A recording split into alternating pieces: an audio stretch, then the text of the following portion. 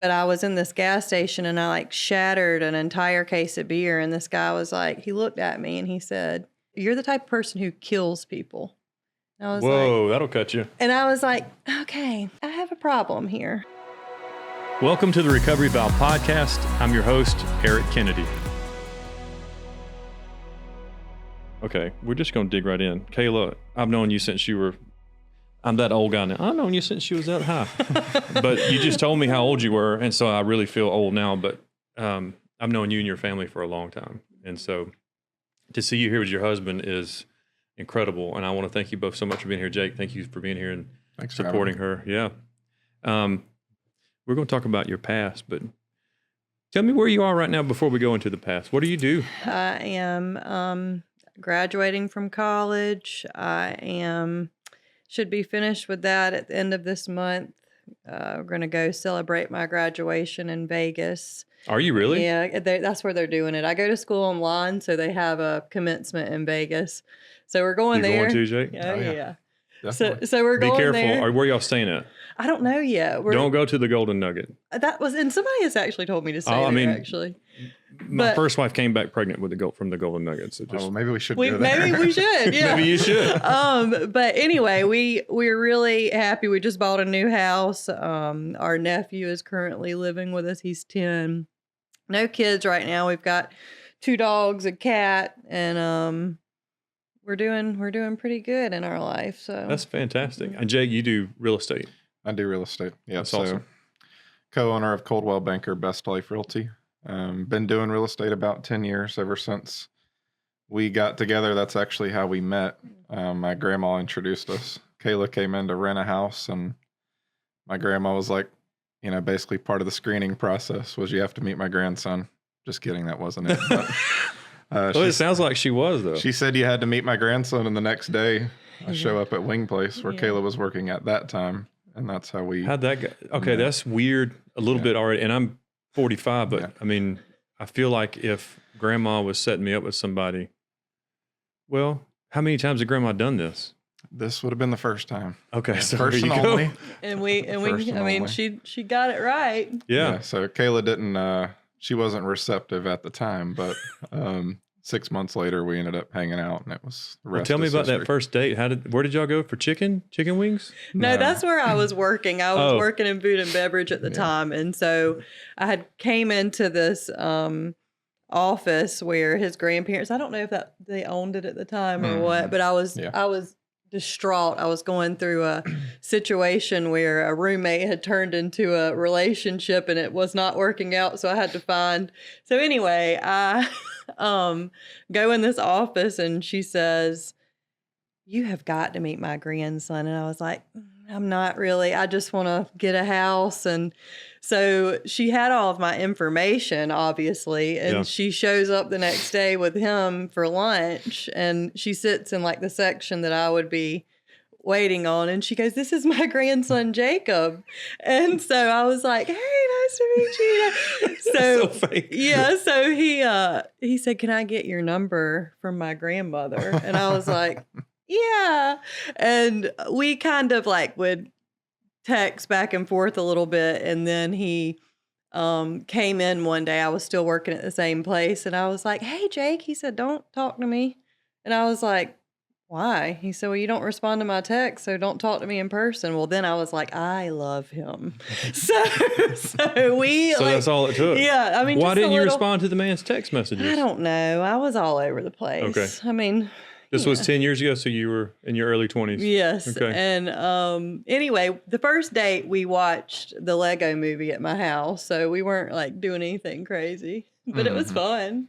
The movie tripped me out, but but other than that, it was a good night. That was. Well, that's awesome. Grandma did good. Mm-hmm. She did, and she would always tell us that all the time. That was her like big claim to fame. After all the years of success, was that she got us together. Mm-hmm. So it was really kind of a God thing at that time. Did you know, because Kayla just said like she was in a difficult situation or time in her life, did you know right away that she was in some kind of addiction of any kind? No, I mean, I wouldn't say that I did. I mean, I was certainly going through some things. I've got some things in my past too, and Yeah. So I mean, it didn't register to me like that would even be a problem. So, yeah. No, I get it. I mean, Kayla knows a little bit of my past just because we grew up in the same town. Now, 2 totally different generations, but I mean, I hung out with all of your family pretty much. Mm-hmm. So the stories I've told, in my story with snakes and puking in couches, and that was her people, by the way. But I love them. I love them right. still. Oh yeah, I do, and they're proud of me now. So I mean, that's why I love them still. But but I know they're proud of you too, Tom and Courtney and Tammy and Ted. So and Mike, Tanya, all of them. But all that being said, take me back before that first date. Like, I knew you when you were so little, but. And I know you went to, was it like a private school, I did, HKT? Yeah. No, it was, what was that? JDA. JDA. I know the 3 letters. Yep. So what was it like? Like, what do you feel like got you to where you were at your lowest? Okay. Like, So tell me Kayla's origin story. Sure. So, as you know, I grew up, a village raised me, and I think that, I was a baby that was a teenage pregnancy situation. So I had a village who helped raise me, right? So, for the longest time, I was the only kid. I was the only grandchild for 10 years on my mom's side. So I had a lot of attention around me. But even with all of that, there was a lot of addiction. There was a lot of untreated mental illness, abuse of like verbal abuse I was just seeing a lot of chaos and stuff and things that I probably shouldn't have seen at a really young age. But I do believe that everybody did the best that they could. It was just, we didn't have a lot of tools, right? So they put me, I was at JDA, or I was at Wagner. They put me into this private school. It's like a Christian private school that honestly, I don't even really think we could afford. But I went there. Yeah. I think a lot of people probably contributed. Yeah. I think I remember thinking that's where all the rich kids went. Yeah, right. And I'm telling this about my childhood, and I'm telling this about the chaos and stuff that went on around me before I even got into school when I was a baby, Yeah. The reason I'm telling all that is because I believe that I started like the people pleasing and a certain identity issue, because I would go to my dad's side of the family and be one way, and then I would be a different way around my mom's side of the family. And I would tell everybody what I thought everybody wanted to hear. And I was just trying to like make peace, So I think that's where my stuff started, like in my mind, like, because I was trying to fix stuff like at a really early age. So then I had anxiety at a really young age. Like I got put on Xanax when I was in I was young. Like I wasn't even driving yet. And I got put on Xanax at a doctor's office. So anyway, went to this school. I have, I'm around all of these people who, I wouldn't say everybody, but I would say 90% of the people had a lot of money. And I was hanging in there. And so it was different though. And I knew that I was different, and I knew that I came from different, and my family life was different, but it was fun and it was a good school. So I went there, I played sports, and I think the only reason I was able What'd you play? I played basketball a little bit. I think the reason why I was able to play a lot of sports when I did, I tried everything. Yeah. But I think the reason was because I was at a private school and I just had more opportunity to be on the team. Yeah. You didn't get cut. Yeah, I got cut when I tried out for the basketball team. Yeah, you didn't get cut at JDA. You did. We had a really cool coach. She was actually a really good coach, and her theory was she would really run you in conditioning. If you quit, then you're off. Okay. So you couldn't cut, but that was the way she kind of did it. So I made it through conditioning, so I made it through the team. Because people need to understand that this is a small school. My graduating class was 21 people. Yeah, so you had to work with what you had. That's right. That's why nobody got cut. But it's to understand how small it is. And people that listen to this need to know that when you're talking about, your background or your generational background, this is not to badmouth anybody. No, not at all. And again, I think that everybody in my family did the very best that they could. Yeah. And nothing that I did in my life or my issues are not because I'm not blaming anybody, it was me. Mm-hmm. But it is, I do think some things are hereditary, and there's just, anyway, went to this school, played a little bit of sports. And by the time I was 14, I started like straying away from all of that and started drinking, started, dating and doing adult things with that. Started, dipping and dabbing in drugs. I mean, my high school experience was a lot like a college experience, Same. Actually. I mean, there's not a lot to do down there. There was nothing to do. That. Yeah, yeah. I remember, I've kind of watched you grow up on social media. I remember, did you have a convertible little yellow car? I had a little Navy Volkswagen. Is that what it was? Yeah. I remember something convertible, and I thought it was a little bug or something. Yeah. Because I'm going to tell you something I remember. You were in a video and you were recording yourself with the top down and you went, woo! Do you remember that? No. I do. But it was probably very not You were unsafe. having a good time. Yeah. But that's not how I defined you either. Yeah. Like, I didn't know. I didn't know that until you celebrated it online or with a post or something. Yeah. So, went through high school, kind of quit doing all my sport deal. By the time I was a junior in high school, I didn't have a curfew really. I was kind of just doing my thing, hanging out with people outside of school, like had graduated high school. I thought that was super cool, that I was doing that, going to college parties, doing all the things. And somehow I graduated school, which was amazing because I don't even know how I did, other than they were probably like, get her out of here. Yeah. You didn't go to the same school, did you, Jake? I did not. Okay. No, he didn't. So graduated, went to college. I always say my first time I went for about 15 minutes. And then I realized very quickly that I was not going to do that.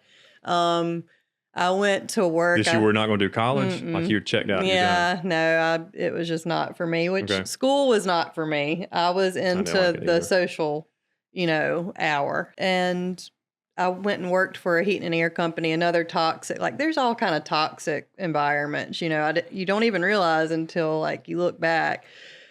That was a kind of a toxic place for me too. So then I turned 21 and I was like, I'm going to go be a bartender because that is a cool thing to be. And not a cool thing for somebody with a drinking problem to do.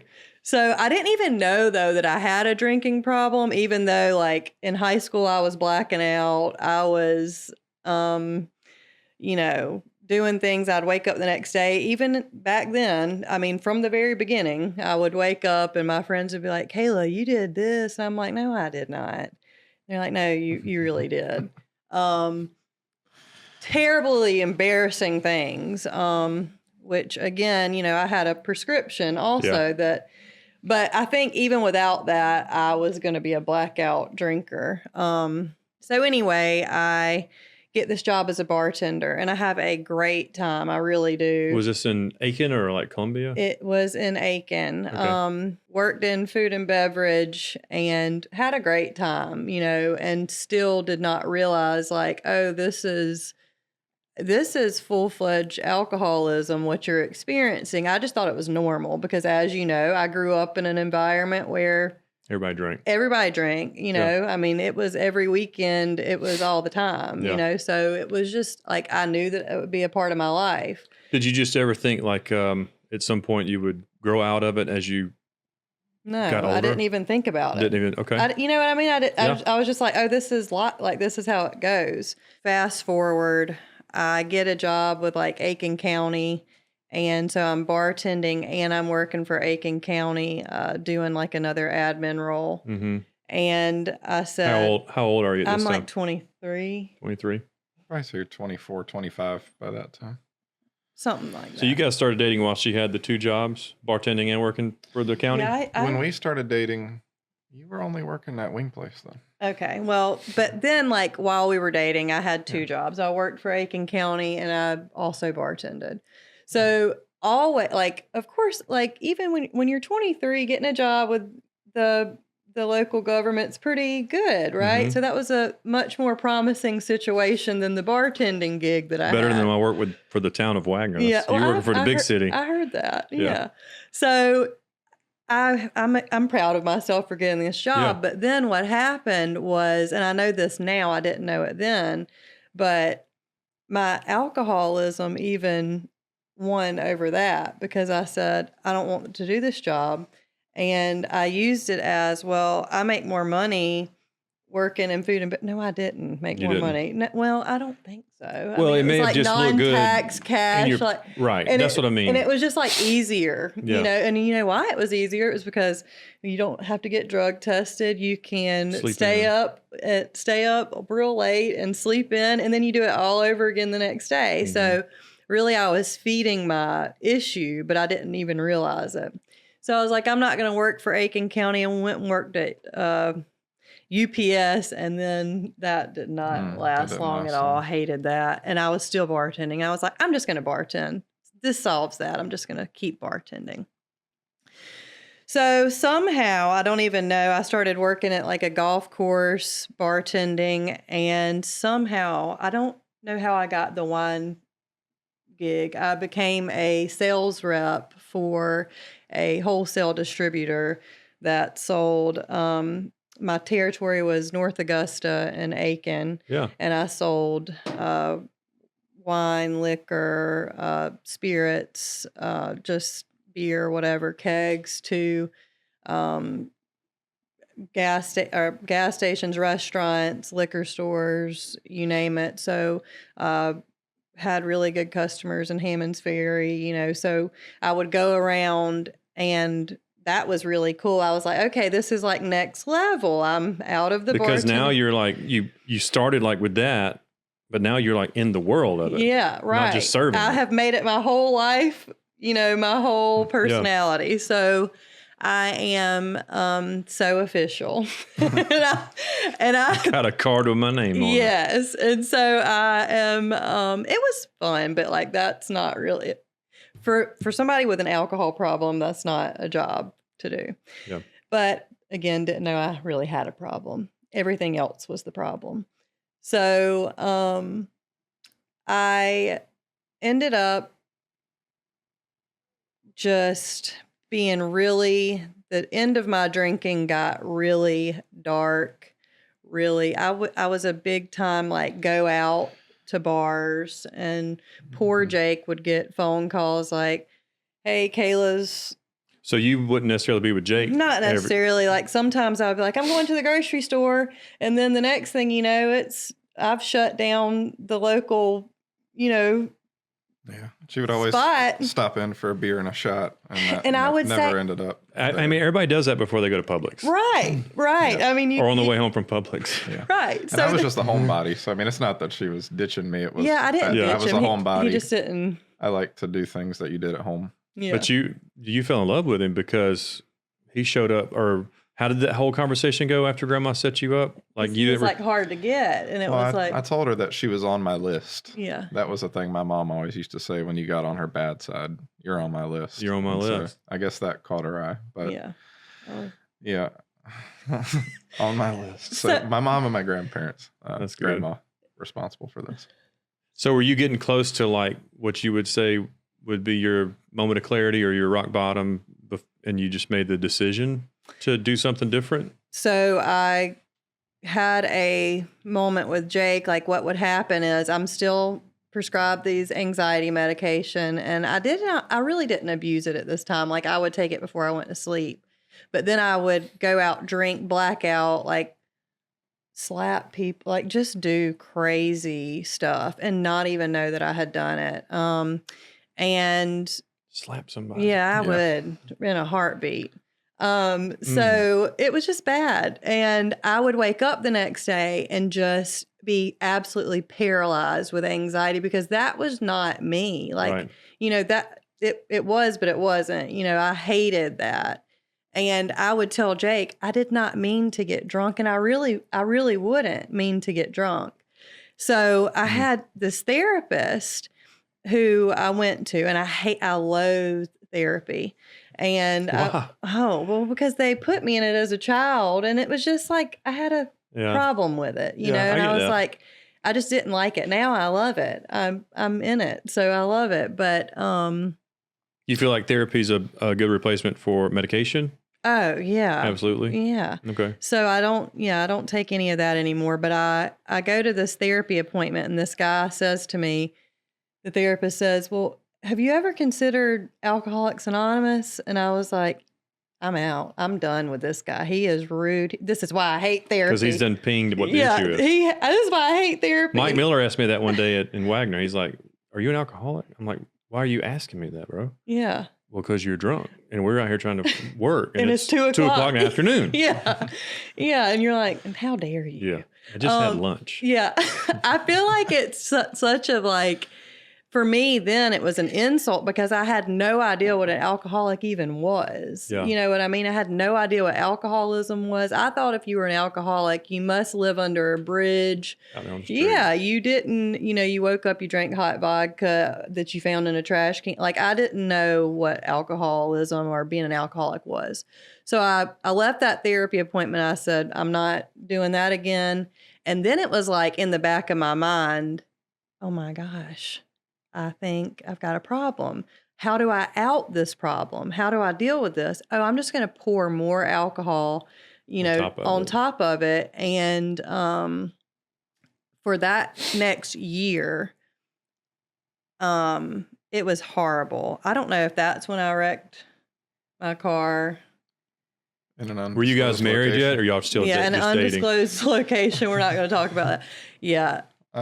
We were about to be married. About to be married? Yeah. And I got into a bad wreck with my cousin who neither one of us remembered what happened. We still don't know what happened.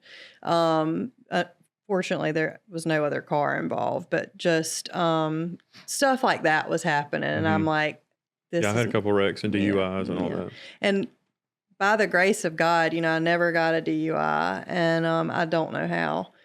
One of the things, you know how when you get sober, I don't know if this happened for you, but for me, like one of the things what would happen is things that happened in a blackout, I would remember, like after I got sober, I would remember certain things like, I don't know if I ever thought that way.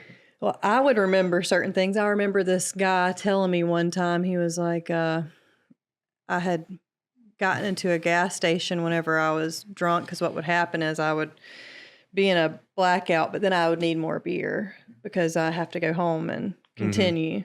But I would never even like drink more never even finish the first one. Yeah. But I was in this gas station and I like shattered an entire case of beer. And this guy was like, he looked at me and he said, "You're the type of person who kills people." And I was Whoa, like, that'll cut you. And I was like, okay, I have a problem here. So that's a moment of clarity. Yes. That's like, that's deep. I've never heard anybody say that. Yeah. So I was like, he's absolutely right. I didn't say that to him. I think I told him a choice word and like walked out of the store and left my mess there for everybody to clean up. Yeah. And, because that's what you do when you're an alcoholic. You don't care. Yeah. So I went back to that therapist eventually, and about a year later, and he said to me, "Did you ever consider going to AA like we talked about a year ago?" And I was like, "No, but I'll do whatever." I still don't think that I knew that I had like this, or I didn't even know anything about AA. Like I knew nothing about it. Didn't even do any research. I didn't either. The first time I got asked if I had ever considered it, I went to a meeting and I didn't know what to expect. And it didn't scare me, but it was like, man, I don't belong here. I'm not saying that people shouldn't try it. I'm just saying the first time I went, I didn't feel like I fit. Yeah. You know what I mean? So I go to this therapy appointment and he says, I want you to download this app on your phone. It's called Meetings. I don't know if you've ever seen it, but it's a little app with a little folding chair on it. It's blue. It's got the little chair. And he says, download this app, and it's going to tell you the meetings and the surrounding area. You put your zip code in there and it tells you like when the next meeting For is. all different kinds of step meetings? Yeah, I think Okay. so. So I never heard of that. Yep. So I got in my car after that therapy appointment and I downloaded that app and I pulled it up and it says there's a meeting in 5 minutes and I was 5 minutes away. That's a God thing. Yeah, total God thing. So I go in there and I had a different deal with you. I feel like I jumped in like immediately. I was like, I got to do something because if I don't, I'm going to kill myself. Like I was so down. And the medicine probably just made you where you weren't feeling any feelings. Yeah, it was just like going to shut it off for a minute.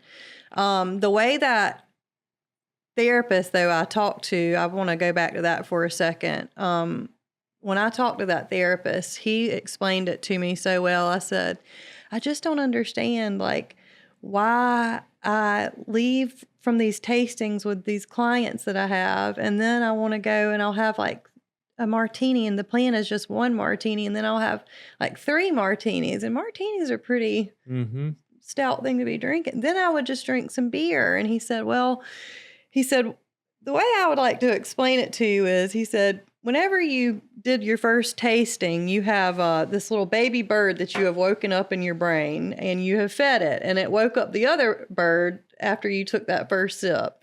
And so all the rest of the day, you're trying to silence these little birds. I'm like, I don't know if that makes sense to anybody else, but it does to me. It made sense to you. That's exactly what was happening for me. So I go in and I just didn't know how to deal. It was like when I was happy, sad, or mad, that was what I did. I drank or I took a pill. And so I went in and AA, and I had no idea of the etiquette of how the meetings were ran. A lot of coffee, a lot of cigarettes. Yeah, a lot of that, and a lot of me just crying and just like cross-talking like I'm talking to people while they're trying to like tell their story or whatever. So I had no idea what I was doing, but everybody was so nice. And yeah, they all were like super supportive. And after about, I'm a wine rep still. So they're like, you got to get another job. I'm like, they told you that? Well, AA was like, you do. I didn't know they would tell you that on your first meeting. Well, no, they didn't tell me that on my first meeting, but I'm coming to these meetings and I'm like, y'all, I am like, cause my clients are thinking, why is Kayla not partaking? Like, I'd be like, no. And I'm sure I was so awkward because they were used to me like having a drink with them or testing the wine with them. And I was like, yeah, I'm on an antibiotic. I had been on an antibiotic for 3 weeks. So then I think they may have thought that I was pregnant or something. That was what I was going to ask. But luckily, I randomly got a message from a friend and was offered a job. And so I was able to get another job. But it was all because it was a God thing. The whole thing was a God thing. I was able to get this job and just move on from that, And so it was like when I just stayed the course and kept doing the next right thing, all the other things kept falling into place for me. And it wasn't immediate. Like it takes time. I mean, but within the first 30 days, I had a new job, and I remember my 30-day, when I got my 30-day chip, I was in Atlanta and I was by myself. And I was training for this new job, and I went and like picked up my chip, and I had like my first spiritual moment. Then I had a little conversation with God after I got my chip, and I'm driving down the road, and this like shooting star comes over the sky after I'm like praying, because I just couldn't believe it. I just could not believe that I had quit drinking for even 30 days. You know what I mean? Oh, yeah. And here I am, my sobriety date was November 11th, 2019. So it happened right before COVID was when I went into AA. And it's been just completely the life I have now because of recovery. The relationship that I have with God now because of recovery is something that I would have never imagined. Yeah. And the fact that you got it before COVID hit, I've had people on the podcast and talked to people that have emailed in and said, I got so depressed because I had to stay at home during COVID. And it got worse. Or the depression got worse, or the folks that were on the podcast this week, they talked about that. You know, they could have alcohol delivered to their house. You know, why they didn't have to go anywhere. So they just reclused, and it just got worse. So that's a God thing too, that you were able to get sober before COVID hit. So you didn't get in that rut. Yep. So I got sober, and we were able to still go to meetings. They looked a little different. Sometimes they were outside, sometimes it was on Zoom. But the group that I was in, they kept them consistent, which was nice for me, because I really needed it a lot. What was happening at home? Because you guys were married, right? Yeah. Well, we had a whole totally different life. I mean, we did a shift. Yeah. I mean, we went from partying with everybody. I mean, I know I said that I went out, but Jake went out too. And all of our friends drank the way we drank. Like it was almost like strange. Like it was odd. It was definitely odd. I mean, it was, and I don't even really remember. I don't ever actively think about the times before Kayla was sober. This is just like life for me now. But it was definitely different at home because, we were home. Not out. I guess I was probably getting a little more sleep, wasn't worried about where Kayla was. And I had really needed to dial back things that I was doing at the time, so it was like a great shift for both of us. That's good. Can I ask you a personal question? Yeah. In the heat of it, like all that before she decided to get sober, did it rock the marriage at all? Like, how did you know that you needed to stick this out? Because some people will get lost in that because they get hurt, especially this, you being the guy, being the supportive spouse. It's kind of flipped a little bit. Well, we got married, I would say it was about 15 months prior to that sober date. So we got married in May of 2018. How did I know I needed to stick it out? I don't know. There was just always this bond and love. I mean, of course, there were times where it was difficult. I mean, when I couldn't reach Kayla or I didn't really know where she was, I mean, I often just followed along on the Snapchat story just to kind of keep tabs on her because Snapchat was big. Kayla always posted Snap stories. Whenever she would be laying in the bed the next day, she was always watching her Snap stories and reliving the blackout night. And that's when that's the face we need for this. That's when that anxiety was going rampant. I would always, as soon as she started watching the stories, I knew what was going to happen. But I mean, your generation needs to that's kind of funny, but that's the way that you would watch your wife is through Snapchat. I've never heard that before. We could share our location at that time. Yeah, this wasn't location times. I don't know, man. It's really hard to say how I knew I needed to stay. It's just how I know, now we would, if anything happened, we would stay. We're just committed to the marriage. That's great. It's just always been a marriage, and we didn't just get married to have a wedding. It was just really seemed like a marriage. No, the reason I asked that is, I told you guys before we sat down is I'm part of this great organization in Texas called XO Marriage, and they're really looking at the younger generation.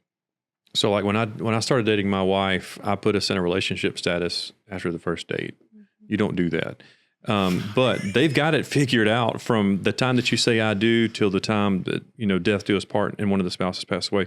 XO's covered all of that area, but it's from college till getting engaged. There's so many ways people are dating these days, and the value in marriage kind of goes away. So that's the reason I asked that question is there's going to be young couples that listen to this episode and they're going to be like, okay, they made it. What made them know that they needed to fight for it or stick it out? So just to hear you say that, you don't have to know. That's good. You just knew that there was the belief in your marriage and the belief in your wife.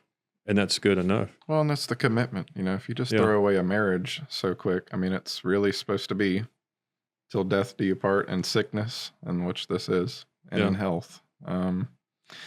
It's I can one up you on the relationship status, maybe. I moved in with Kayla like within.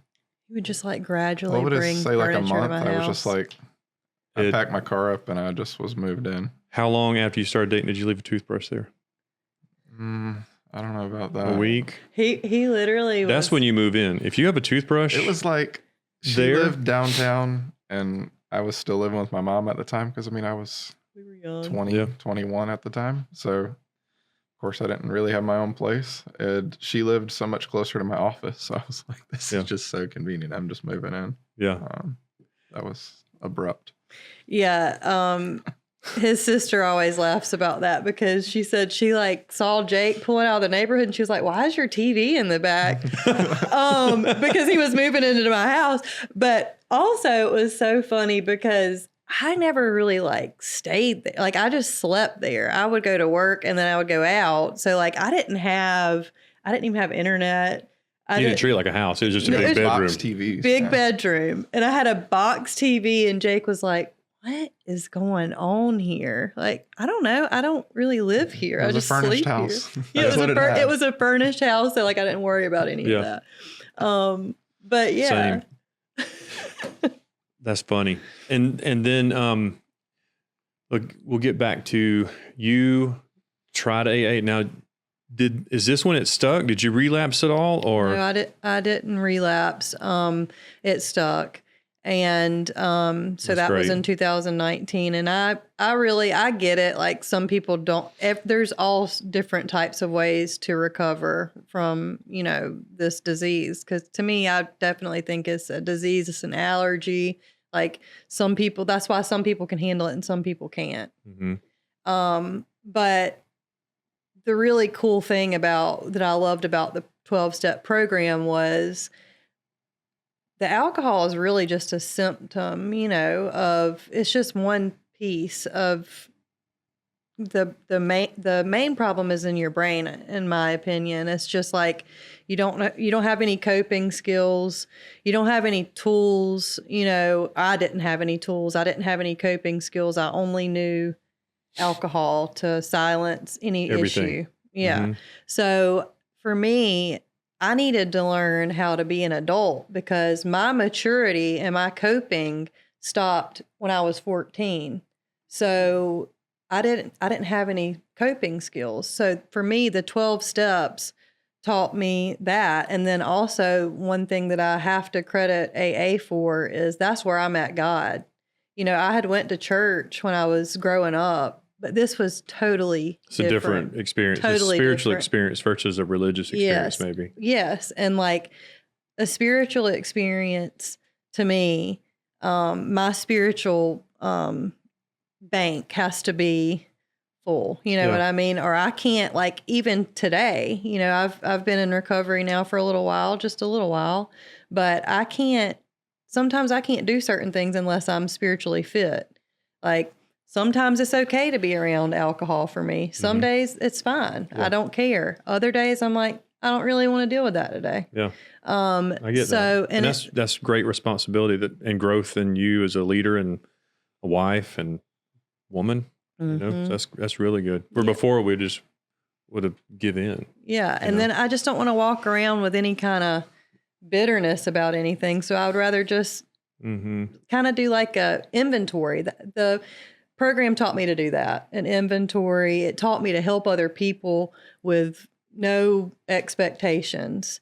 It taught me to get out of myself, not to blame other people for my stuff, and just to move towards recovery, right? Somebody said this to me, that sobriety is very linear, and that's such a great thing to say, and that was great for me. Because you can move away from it, you can move towards it.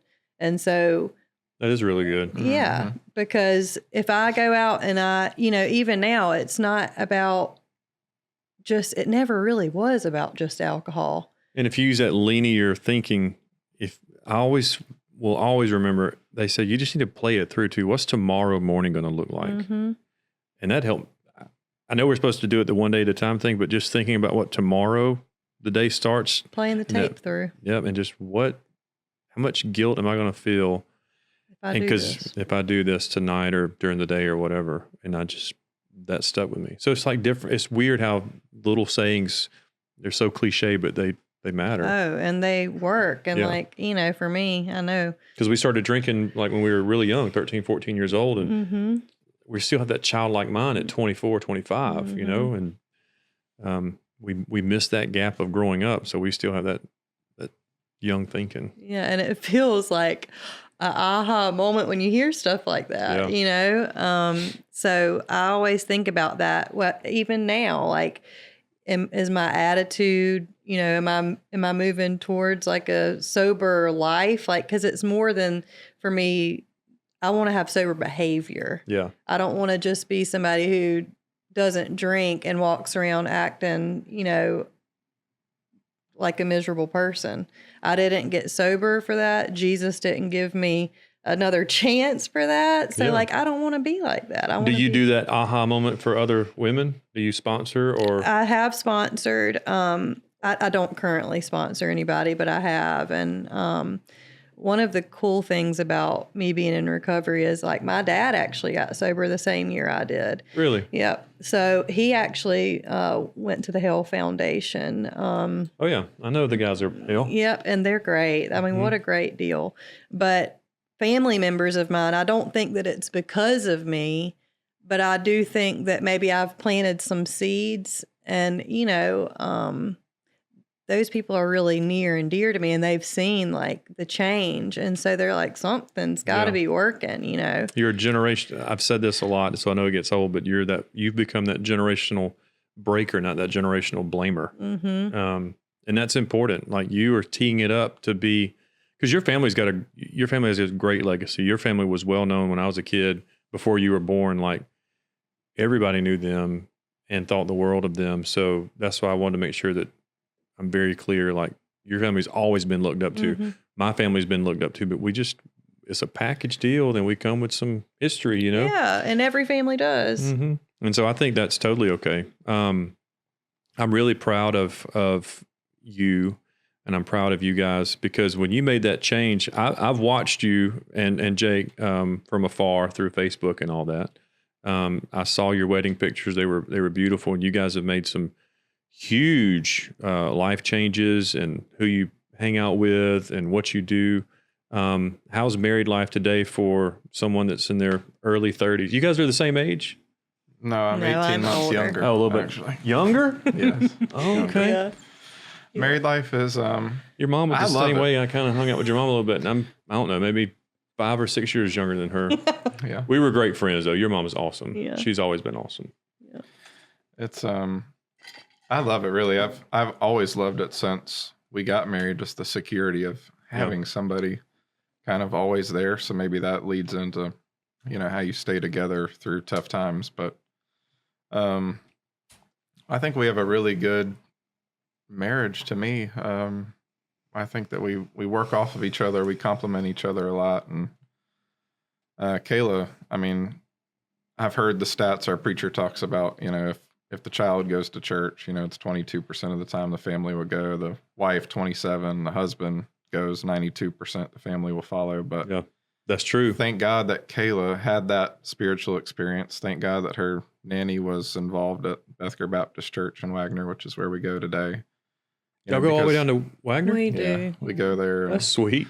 Shout out to Chris Addy.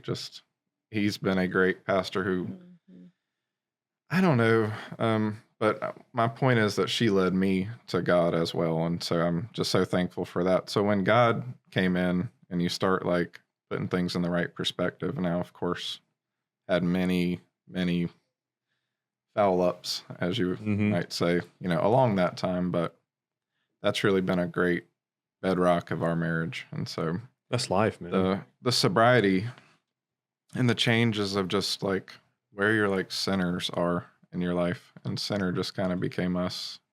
We're very busy, and Kayla going back to school, and she mentioned she was going to graduate in a month. And what is your what are you graduating for? Business. I've got a bachelor's, or I'll have a bachelor's degree in business. That's awesome. Yeah. Yeah, that's been, I think Kayla's very highly respected.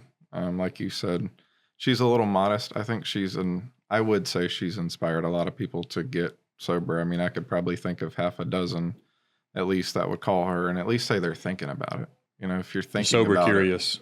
Cornbread talked about those folks when he came on the podcast, Cornbread Cowboy, which, and,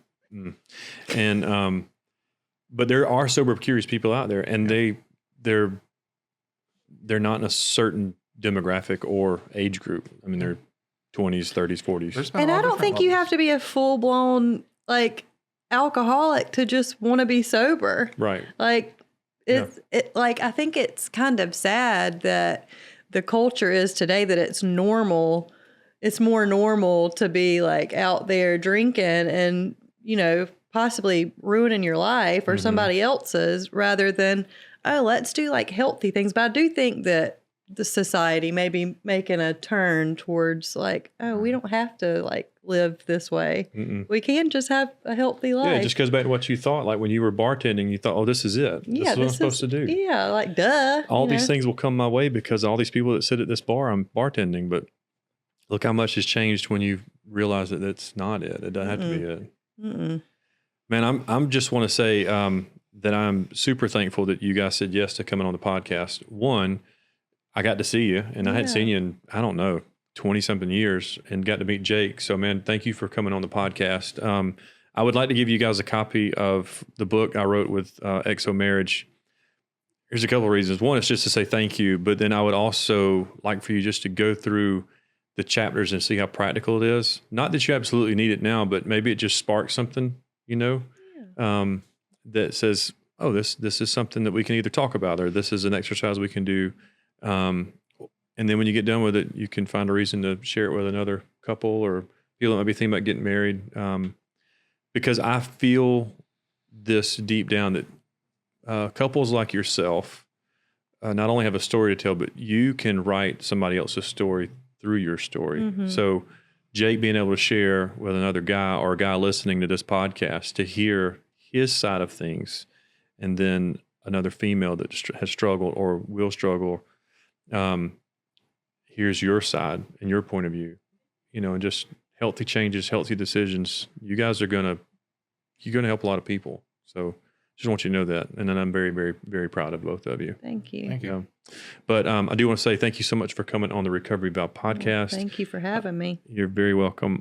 And like I said, you guys made this vow. You made a commitment to yourself first. You made a vow to yourself. You brought it to the family, and look what you did for your husband. What's the next few years look like?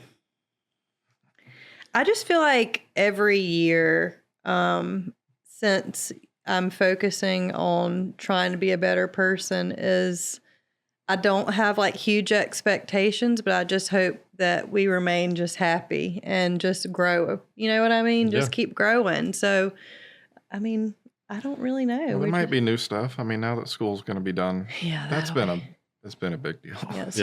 School's been a lot. The work, the school, the gym. I mean, I started going to the gym last year. I hope to get a little more there. Good for you. I hate the gym. I think that selfish. Things could change. I mean, just keep loving each other and loving God, and we'll see what happens. I got 3 questions I want to ask you before we close, okay? Okay. This is rapid fire, so you have to answer this as fast as the answer comes to your head. Oh, gosh. People hate this. That's why I do it. If you were in a room with everyone you've ever met, who would you look for? Jake. If you had the chance to relive one day in your life, which day would it be? Oh, that's hard. I have 2 days. That's fine. If I could combine 2 days, it was Sure. probably the day that I realized like I have met God again. And then the second, I went on this, after I got sober, I went on this retreat in Costa Rica and I surfed. And that I didn't really surf. I just got up one time, but I did it the was same like thing in Hawaii one time. It was just like really long exciting. enough for them to get the picture of me like that, and then I fell. Yeah, it was really exciting. So those 2 days were really good days. Those are good days. All right, last question. Who would you say you are? The voice in your head or the one who hears it? Now that's deep. That is very deep. I would say I'm the one who hears it, because sometimes the voice in my head is hard and loud. So that's something that I'm working on hearing it and recognizing what's the right thing to be hearing, because there's some good things that can go on up there, and there's some bad things. I know. Those birds I was talking about. Those birds. Yeah. You got big bird living up there too. Yeah. So I just have to, I do listen to that voice, but I just have to be careful about which one I'm listening to, I guess. Yeah. I love it.